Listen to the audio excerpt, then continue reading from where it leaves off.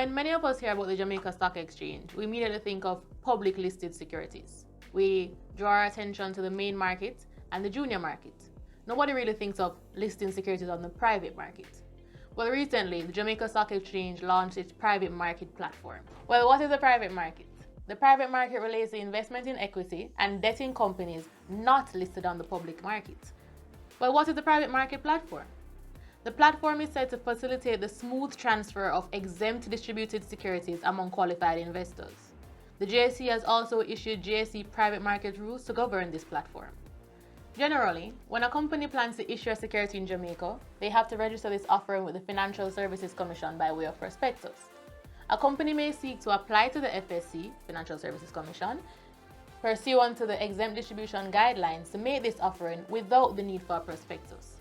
In order to do this, the company has to show that they're either offering the security to accredited investors, to a minimum purchaser, or a highly rated debt security, among other classes of exceptions.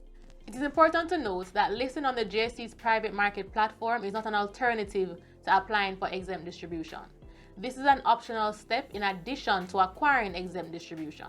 Proponents of the JSE private market platform believe that if you list on this platform, it will provide greater brand recognition for the company, provide greater liquidity for the investor, and provide more useful information to brokers. So to apply to the JSE to be listed on the private market platform, you would of course need to provide the application form, a signed copy of the private listing agreement, certified copy of the articles of incorporation of the issuer, a letter from the FSC confirming the exempt distribution registration, and a legal opinion from the attorney of the issuer.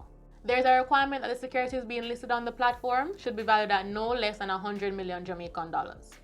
The issuer should also ensure that they're in good standing, that is, that they're in compliance with all the regulatory bodies, including the Companies Office of Jamaica. The company should ensure that it is compliant before the application for exempt distribution or the application to the JSE to be listed on the private market platform.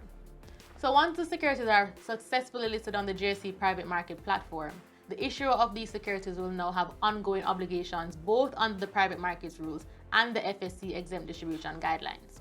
Some of these obligations include notifying the JSE in relation to material disclosures, dealings in securities by directors, senior management, and connected persons, and publishing the annual auditor reports within 90 days of the end of the financial year.